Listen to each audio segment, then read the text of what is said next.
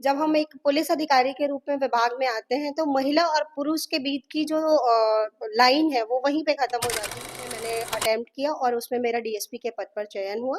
तब से मैं पुलिस विभाग में अपनी सेवाएं दे रही हूँ कि क्यों ना मैं उसमें पीएचडी कर लूँ, आगे चल के प्रोफेसर बन जाऊँ, एजुकेशन में अपनी अपने आप को इंडिपेंडेंट करना चाहिए। मतलब काम चाहे छोटा हो बड़ा हो, मेरे लिए काफ़ी चैलेंजिंग था कि जैसे ही हमारा सिलेक्शन आया उसी 8 मार्च अंतर्राष्ट्रीय महिला दिवस। देश और दुनिया में महिलाओं के सम्मान को लेकर के 8 मार्च को एक विशेष आयोजन पूरे देश और पूरे विश्व में होता है। बड़ी बड़ी संस्थाएं, छोटी छोटी संस्थाएं अच्छा कार्य करने वाली महिलाओं का सम्मान करता है और उन महिलाओं को हमेशा आगे रखता है जो समाज में बढ़ चढ़ करके किसी कार्य को उत्कृष्ट तरीके से करती है। उनको अलग अलग प्लेटफॉर्म पे सम्मान किया जाता है। उसी कड़ी में हम छत्तीसगढ़ की ऐसी महिला पुलिस अधिकारी के साथ है, आपसे रूबरू कराएंगे उनसे। 2013 बैच की जो है राज्य पुलिस सेवा से जुड़ी हुई महिला अधिकारी है पद्मश्री तंवर मैम। पद्मश्री तंवर मैम के बारे में हम आपको बताएंगे, पर कुछ बातें मैडम से ही जानते हैं कि मैडम 2013 में सेलेक्ट हुई, उसके बाद कैसी स्थिति थी और उससे पहले मैम की क्या जो रूटीन थी और क्या कुछ वो बनना चाहती थी। कहीं वो एक्सटेंड तरीके से तो पुलिस विभाग में नहीं आ गई। सीधी बातचीत करते मैम से और मैम हमारे साथ है। मैम बहुत स्वागत है आपका। Thank you so much. Ma'am अंतर्राष्ट्रीय महिला दिवस है 8 मार्च। 8 विशेष एपिसोड हम चला रहे ताकि एक ऐसी महिला को हम दिखा सके समाज में जो पुलिस विभाग में, क्योंकि पुलिस विभाग में अमूमन पुरुषों को ही देखा जाता है कि पुरुष पुलिस विभाग में परफेक्ट होते, पर महिलाएं लगातार विभाग में आ रही है। तो पुलिस विभाग को लेकर के आपका क्या कहना है? मैं आपको ये कहना चाहूँगी कि पुलिस विभाग के बारे में जैसे आम लोगों की सोच है, उससे बिल्कुल डिफरेंट है। जब हम एक पुलिस अधिकारी के रूप में विभाग में आते हैं, तो महिला और पुरुष के बीच की जो लाइन है, वो वहीं पे ख़त्म हो जाती है।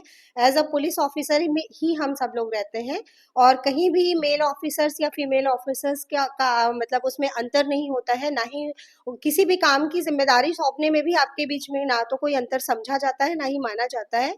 जो काम एक पुरुष अधिकारी को सौंपा जाता है वही सारे काम हमें सौंपे जाते हैं और इस तरीके का कोई भी डिफरेंशिएशन या डिस्क्रिमिनेशन इस डिपार्टमेंट में नहीं है। 2013 में आपका सिलेक्शन हुआ, 2013 बैच के अधिकारी है। 13 से पहले का क्या रूटीन था? आपका जन्म कहाँ हुआ? स्कूलिंग कहाँ से हुई? कॉलेज कहाँ पे आपने किया? कुछ बातें जो है दर्शकों को बताइए आप। जी, मेरा जो जन्म है वो कोरबा ज़िले में छुरी कला करके गाँव है, वहाँ हुआ था और मेरी जो प्रारंभिक शिक्षा दीक्षा है मेरे ननिहाल में अनूपपुर के पास जैतहरी है मध्य प्रदेश में, वहाँ हुई और प्रारंभिक शिक्षा भी मेरी वहीं हुई। उसके बाद हायर सेकेंडरी मैंने गवर्नमेंट हायर सेकेंडरी स्कूल छुरी से किया था। कॉलेज मैंने कटघोरा का मुकुटधर पांडे महाविद्यालय है, वहाँ से किया और जो मेरी पोस्ट ग्रेजुएशन है वो मैंने पंडित रविशंकर शुक्ला यूनिवर्सिटी रायपुर के यूटीडी डिपार्टमेंट से किया था। ज्योग्राफी में मेरा स्नातकोत्तर हुआ और जब मेरा पोस्ट ग्रेजुएशन हुआ उसी दौरान मैं पीएससी की तैयारी के लिए लग गई थी, क्योंकि मेरा शुरू से ही उद्देश्य था कि मुझे सिविल सर्विसेज में ही जाना है और मेरा फोकस था कि मुझे आगे चल के प्रशासनिक सेवा का ही अधिकारी बनना है, तो मैं अपने टारगेट में शुरू से ही लगी हुई थी। इसी दौरान मेरी शादी हो गई 2005 में और शादी के बाद 2 साल का ब्रेक लगा हुआ था। उसके बाद मैंने वापस से रीस्टार्ट किया और तैयारी के दौरान ही 2008 में मेरा सिलेक्शन सीजी व्यापम से एक परीक्षा हुई थी फूड इंस्पेक्टर की सिविल सप्लाई डिपार्टमेंट में, उसमें मेरा सिलेक्शन हुआ और तब मैं नौकरी करती रही। 2008 पीएससी में मैंने अटेम्प्ट किया और उसमें मेरा डीएसपी के पद पर चयन हुआ। तब से मैं पुलिस विभाग में अपनी सेवाएँ दे रही हूँ। मैम अमूमन देखा जाता है जैसे शादी के बाद जब ब्रेक होता है तो आदमी फिर बोलता है यार अब आगे नहीं बढ़ना है, पर आपके मन में ख्याल था कि नहीं आपको कुछ करना है। तो ये थॉट्स और पीछे से किसका सपोर्ट था? जी मतलब मेरा बचपन से ही एक सपना था कि मुझे प्रशासनिक अधिकारी ही बनना है, उसके अलावा कुछ नहीं करना है। शादी के बाद निश्चित तौर पे मेरे सामने भी बहुत सारी दुविधाएँ आई, प्रश्न आए और मुझे ये सजेशंस भी मिले क्योंकि मेरा ग्रेजुएशन ज्योग्राफी से था, तो मुझे ये सजेशंस भी मिले कि क्यों ना मैं उसमें पीएचडी कर लूँ, आगे चल के प्रोफ़ेसर बन जाऊँ, एजुकेशन में अपनी सेवाएँ दूँ। पर मेरा शुरू से ही टारगेट फिक्स था और इसको पूरा करने में मेरे माता-पिता, उसके अलावा मेरे फादर इन लॉ वो मतलब मुझे वो बहुत ज़्यादा सपोर्ट करते थे। उनका ये कहना था कि बेटा अगर तुम कुछ चाहते हो तो तुम करो, मेरा पूरा सपोर्ट है। और परिवार वालों के सपोर्ट से ही मैं अपने लक्ष्य को प्राप्त कर पाई और मैं अपने माता-पिता के आशीर्वाद और बड़ों के सहयोग से मैं आज यहाँ पे हूँ। हस्बैंड और परिवार के कौन कौन क्या करते हैं? मेरे हस्बैंड डॉक्टर हैं, एमबीबीएस डॉक्टर हैं, वर्तमान में कोरबा में पदस्थ हैं। और मेरे 2 बच्चे हैं। ससुराल में हमारी पूरी जॉइंट फैमिली है, कम से कम 20-25 मेंबर हैं। चाचा जी हैं और मेरे सास ससुर, देवर, ननद, काफ़ी भरा पूरा पूरा परिवार है जॉइंट हमारा। फैमिली। जी, अभी भी हमारी जॉइंट फैमिली है। और आपको एक मतलब इंटरेस्टिंग बात बता दूं कि मैं और मेरे हस्बैंड घर के सबसे बड़े सदस्य हैं। तो पूरा परिवार हम लोगों के साथ ही रहता है। और मायके में मेरे मम्मी पापा तो गुजर गए हैं 2011 में, पर माता जी हैं। और मेरा छोटा भाई है doctor Jaivardhan Singh, global star hospital के डायरेक्टर हैं वो रायपुर में। और छोटी बहन है और उनके हस्बैंड, वो दोनों टीचर्स हैं। तो इस तरीके से परिवार में है। मेरे 2 बच्चे हैं। बड़ा वाला बेटा क्लास 6 में जाएगा इस बार और छोटा वाला बेटा क्लास 3 में जाएगा। मैम, वर्तमान में आप दुर्ग जिले में पदस्थ है एडिशनल एसपी महिला सेल में। तो जैसा कि आपने बताया जॉइंट फैमिली आपकी है, तो बहुत सारे केस आपके पास आते होंगे जो न्यूक्लियर फैमिली है, सिर्फ हस्बैंड वाइफ रहते हैं, काफी दिक्कतों का उनको सामना करना पड़ता है। तो ऐसे लोगों को क्या कहना चाहेंगे? मैं ऐसे लोगों को ये कहना चाहूंगी, भले ही हमारी सोच ये रहे कि हम अकेले रहेंगे तो खुश रहेंगे, पर एज अ ह्यूमन बीइंग, जो मानव है, मानव एक सामाजिक प्राणी है जिस तरीके से मनुष्य, तो जो परिवार है, परिवार की कभी कोई पूरी नहीं कर सकता है। अगर आप जॉइंट फैमिली में हैं, निश्चित रूप से कुछ ना कुछ प्रॉब्लम्स आती हैं, लोगों के बीच कुछ डिफरेंसेस भी होते हैं, कुछ प्रॉब्लम्स भी आती हैं। बट अल्टीमेटली आपको डिप्रेशन, अकेलापन, ये सब चीज़ों के लिए टाइम ही नहीं होता है, ना ही आपको इन सब चीज़ों से सामना करना पड़ेगा। और परिवार जो है, हर एक रिश्ते का अपना एक महत्व होता है।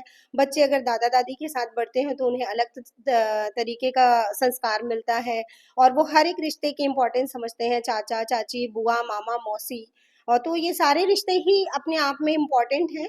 और सिर्फ माता पिता ही एक बच्चे का सर्वांगीण विकास नहीं कर सकते। तो मेरा तो मानना है कि जॉइंट फैमिली बहुत ही ज़्यादा आपके लिए मददगार साबित होती है, चाहे वो आपका करियर हो, आपकी लाइफ हो, आपका जीवन हो, पारिवारिक जीवन हो। सभी को स्मूथली चलाने में जॉइंट फैमिली की बहुत ज़्यादा इम्पोर्टेंस है। लगभग 13 साल हो गए इस डिपार्टमेंट में आपको, पुलिस की वर्दी पहने हुए। इस 13 सालों में आप कहाँ कहाँ पदस्थ रहे, और ऐसा कोई एक ऐसा इंसिडेंट जो आपके जहन में आज भी हो कि यार इस काम को करके मन में संतुष्टि संतुष्टि सी मिली? जी। अ, ट्रेनिंग तो हमारी राज्य पुलिस अकादमी चंदखुरी रायपुर में हुई। ट्रेनिंग के बाद मैं सरगुजा जिले की प्रोबेशनर रही। और मेरी पहली पदस्थापना जो फुल फ्लैज हुई वो एसडीओपी बगीचा के पद पर हुई 2016 में। वहाँ मैं लगभग 3 साल का मेरा टेन्योर था। 2019 में मेरी पदस्थापना हुई एसडीओपी चांपा के पद पर। वहाँ भी मेरी पदस्थापना लगभग 3.25 साल रही। वहाँ से प्रमोशन हुआ। प्रमोशन के बाद मैं एडिशनल एसपी बन के IUCW राजनांदगांव आई। वहाँ से आईजी ऑफिस 6 महीने सेवाएं दी और वर्तमान में यहाँ पर हूँ। पूरी जो मेरी 13 साल की जर्नी है उसमें सबसे ज़्यादा अगर टफेस्ट टाइम मैं बोलूँ अपनी ड्यूटी के हिसाब से, तो वो कोरोना का काल था। और मेरी पदस्थापना उस समय एसडीओपी चांपा के रूप में थी। और वहाँ पे आपने वो सरकार की एक योजना भी चल रही थी उस समय की, जो लेबरर्स थे छत्तीसगढ़ में, काफ़ी प्रवासी श्रमिक सभी जगहों पर जाते हैं, और खासकर जांजगीर चांपा जिला से बहुत ज़्यादा ही लोग जाते हैं वहाँ पे।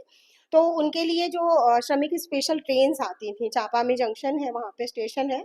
तो हमारी एसडीएम की, हम लोगों की टीम, मतलब हमारा कोई ड्यूटी का टाइम फिक्स नहीं होता था। ट्रेन्स आती थी लगातार, हम लोगों को रिसीव करते थे, उनको क्वारंटाइन सेंटर्स भेजते थे। और उसी टाइम पे लॉकडाउन लगा हुआ था, तो पूरे टाइम हम लोग 24/7 की ही ड्यूटी हो जाती थी। मतलब उस पे ऐसा कुछ रहता नहीं था कि ये टाइम फिक्स है हमारे आराम के लिए। पर फिर भी वो काम करके बहुत ही एक आत्मिक खुशी मिलती थी कि हम लोग लोगों की मदद कर पा रहे हैं।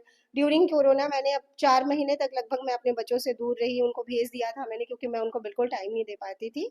और इस पूरे ड्यूरेशन में हमने लगभग 1,25,000 श्रमिकों को वहाँ स्टेशन पे ऑन रिकॉर्ड अटेंड किया और उनको क्वारंटाइन सेंटर्स में भेजा। और उनको फिर जहाँ उनका आइसोलेशन खत्म होने के बाद उनके गाँवों में व्यवस्थित रूप से उनकी व्यवस्था कराई थी। तो ये सबसे चैलेंजिंग पार्ट था, क्योंकि कोरोना जब आया था तो सभी लोग डरे हुए थे, किसी को कुछ नहीं मालूम था कि क्या होने वाला है आगे।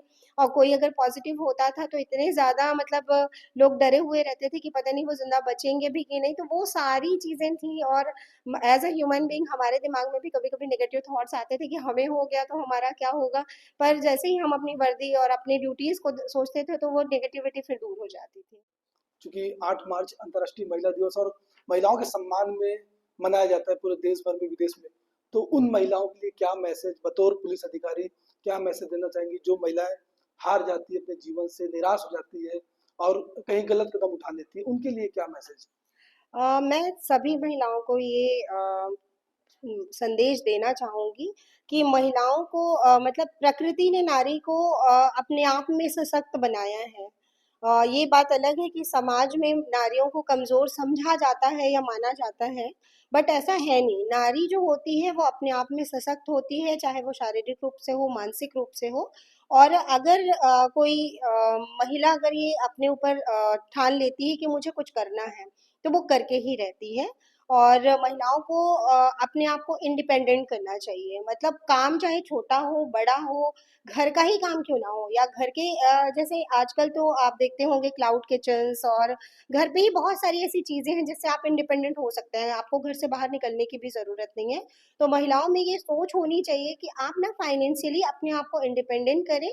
और अगर घर पे हैं, आपकी पढ़ाई बीच में छूट भी गई है तो कोई बात नहीं, आजकल ओपन यूनिवर्सिटीज़ चलती हैं, कॉलेजेस चलते हैं, स्कूल भी एग्ज़ाम कंडक्ट करते हैं, साथ ही साथ डिस्टेंस एजुकेशन में कोर्सेज होते हैं, तो आप घर बैठे भी पढ़ाई कर सकते हैं। सबसे पहले अपनी पढ़ाई पूरी करें। पढ़ाई पूरी करने के बाद जो भी वहाँ पे सुलभ संसाधन है, मतलब जिस भी अप्रोच तक आप पहुँच सकती हैं उस अप्रोच तक पॉजिटिव अपने मतलब काम को करते हुए और इंडिपेंडेंट बने। भले ही वो अर्निंग छोटी हो या बड़ी हो, कम से कम वो आपके अंदर इतना आत्मविश्वास देगा कि आप किसी भी परिस्थिति में कुछ कर सकते हैं। तो मैं महिलाओं को यही संदेश देना चाहूंगी कि आत्मनिर्भर बनने का सबसे पहले प्रयास करें। और दूसरा, जो महिलाएं हैं वो अपने बच्चों को घर पे ये जरूर सिखाएं, उनको पढ़ाई के लिए प्रेरित तो करें ही करें, साथ साथ ही साथ जैसे आजकल सोशल मीडिया क्राइम है, मोबाइल का जो यूज करते हैं बच्चे, उनके सही तरीके के यूज करने को उनको बताएं कि क्या उसके ड्रॉबैक्स हो सकते हैं। जैसे लड़कियां सोशल मीडिया में अपना अकाउंट्स, एआई का जमाना है, आपने डिस्प्ले पिक्चर भी लगाई हुई है, तो उस पिक्चर को किसी भी प्लेटफॉर्म में कोई भी उठा के किस तरीके से उसका मिसयूज कर सकता है, ये हम आप नहीं कह सकते। ये सभी के साथ ही लागू है। तो सुरक्षित प्रयोग करने के लिए उन्हें प्रेरित करें, उन्हें जागरूक करें, और अपने बेटों को भी समझाएं कि वो स्त्रियों का सम्मान करें, ताकि समाज में एक सुरक्षित वातावरण तैयार हो सके। जब आपका सिलेक्शन हुआ तो ट्रेनिंग के दौरान ऐसा कुछ कोई इंसिडेंस हुआ कि यार ट्रेनिंग में काफी बोरियत हो रहा है या काफी चैलेंजिंग है, कर पाएंगे नहीं कर पाएंगे, ट्रेनिंग का ड्यूरेशन कैसा था? ट्रेनिंग का ड्यूरेशन तो मेरे लिए मतलब फुल ऑफ चैलेंजेस था, क्योंकि हमारा जो एग्ज़ाम था 2008 पीएससी, वो 2008 से स्टार्ट होकर 2013 तक चला था। 5 साल हमने इंस्टॉलमेंट्स में एग्ज़ाम दिए थे। और जब 2013 में रिजल्ट आया, तो चूंकि मेरी शादी पहले से हो चुकी थी और काफ़ी लंबा समय भी बीत गया था, तो पर्सनली मेरे लिए काफ़ी चैलेंजिंग था कि जैसे ही हमारा सिलेक्शन आया, उसी दौरान मैं प्रेग्नेंट हो गई थी। तो मैंने प्रेगनेंसी में ट्रेनिंग की है। शुरू के 4 महीने मैं ट्रेनिंग की, फिर उसके बाद मैटरनिटी लीव में गई, और जब मेरा बच्चा 4 महीने का हुआ तो मैंने वापस आके अपनी ट्रेनिंग कंप्लीट की थी। सबसे डिफिकल्ट टास्क मेरे लिए ये होता था कि मैं उसको सुबह 5 बजे से जो छोड़ती थी तो शाम को 7 बजे ही मेरा बच्चा मुझे वापस मिलता था। तो ये मेरे लिए बहुत ज़्यादा चैलेंजिंग था। और उसके बाद हम जंगल वारफेयर ट्रेनिंग में भी गए, तो 56 डेज में अपने 1.25 साल के बच्चे को छोड़ के गई थी। और जब मैं वापस आई तो एक दिन तो उससे मुझे पहचानने में लगा था कि यही मेरी माँ है। मतलब एक दिन लग गया? एक दिन लग गया, मतलब वो पहचान रहा था मुझे, बट वो हेजिटेट कर रहा था, वो मेरे पास आ भी नहीं रहा था। मुझे बहुत रोना आ रहा था कि मेरा बच्चा मुझे नहीं पहचान रहा था। वो मेरे लिए बहुत इमोशनल और बहुत टफ टाइम था मेरी ट्रेनिंग के लिए। बाकी ऐसे ट्रेनिंग का जो शेड्यूल था उसमें कहीं भी बोरियत नहीं लगी।